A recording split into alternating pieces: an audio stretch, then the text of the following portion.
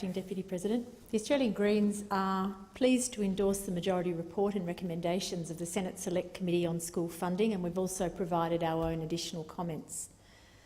Like many in the community, we were outraged at the multiple policy backflips and duplicity of the current government when it came to education policy, both while in opposition and since last year's election. It's highly regrettable that the government has shown contempt for the work of the Gonski panel, which was the most comprehensive evaluation of Australia's school funding ever, and provided a way forward to eroding the public-private battle and ensuring every student can receive a high-quality education in Australia. The Australian Greens condemn the current government's disregard for a genuine, needs-based, sector-blind funding model. As the Gonski Review panel found, the huge disparity in measures like reading and mathematical skills between the most and least privileged students are, and I quote, the direct result of a sector-based, needs-blind funding model. Nonetheless, Education Minister Mr Pyne has consistently denied that there is inequality in the Australian schooling system, let alone shown any willingness to address it. The Australian Greens equally condemn this government's abandonment of the 5th and 6th years of funding. It was very clear to us as a committee that this will mean hundreds of schools across the country will never reach the schooling resource standard. In other words, thousands of Australian children will miss out on the best education this country can provide, often solely because of their family circumstances. The deplorable conclusion is that a failure to deliver the full funding amount will entrench privilege in education in Australia. It will leave so many schools, particularly government schools, below the schooling resource standard. Although the Australian Greens were highly critical of the process the previous government went through in responding to the Gonski panel's recommendations, we were pleased to support the Australian Education Act 2013. While the Act didn't implement the full range of recommendations from the Gonski Review of School Funding, we knew it would begin to provide the framework for a better education for every Australian child. It would begin to turn around a trend of increasing sectarianism in Australian schools, whereby people's destinies are increasingly determined by their postcodes rather than their potential. Despite the support of the Greens to work with the previous Labor government to legislate and effectively Abbott-proof these most needed reforms, the previous Labor government chose to pursue politics over progress. They delayed a response to the Gonski recommendations for more than 14 months and then sought to negotiate with states in the heat of an election year. This was unwise. Dr Ken Boston, a Gonski panel member, spoke of the scramble to secure an agreement to deals in which the fundamental Gonski principles became a secondary consideration. It was also exceedingly unwise of the Gillard government to ignore the Gonski panel's recommendation to establish an independent board, a national schools resourcing body, to manage the negotiations with school sectors and state governments. As well, the Australian Greens are critical of the previous government's decision to so heavily backload the funding into the final 2 years. It is this which has enabled the coalition to cut so deeply. It is this which we predicted.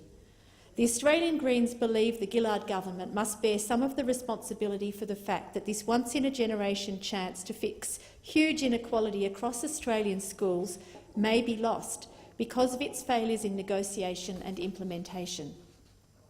However, we also note the destabilising influence of the previous opposition on this issue, who shamelessly sought to discourage the state Liberal governments from signing up to the Gillard government's offers and to undermine the consensus built with school sectors and other stakeholders. Ultimately, the Australian Greens acknowledge the previous government's many achievements in beginning the transition to a genuine needs-based nationwide school funding system. As a result of their work, some of the fundamental structures of Gonski are in place.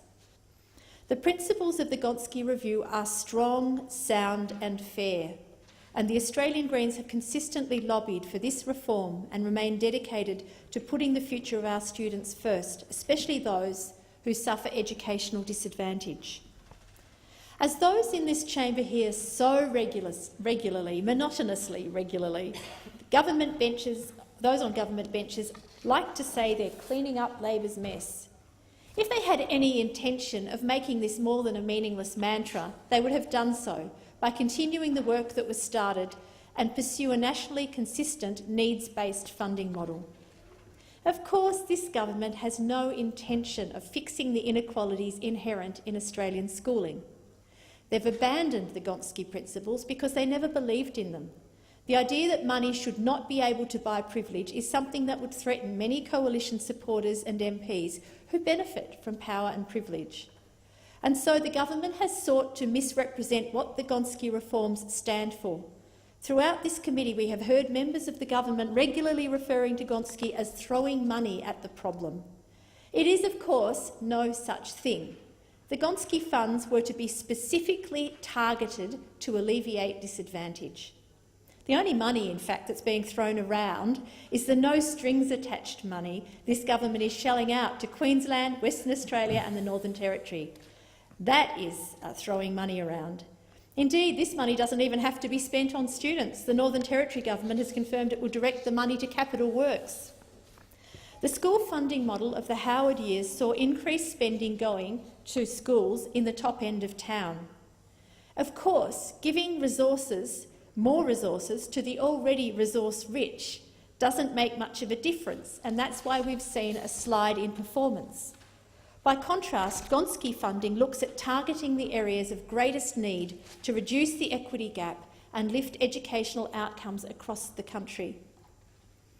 I was very pleased that the Select Committee was able to hold a hearing in my home state of South Australia, where we visited two schools, the Immaculate Heart of Mary School and the Darlington Primary School.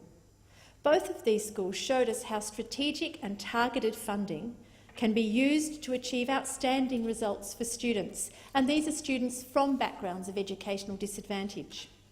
Darlington Primary School, for example, has been able to significantly lift student literacy and numeracy achievements through diligent use of their national partnerships funding.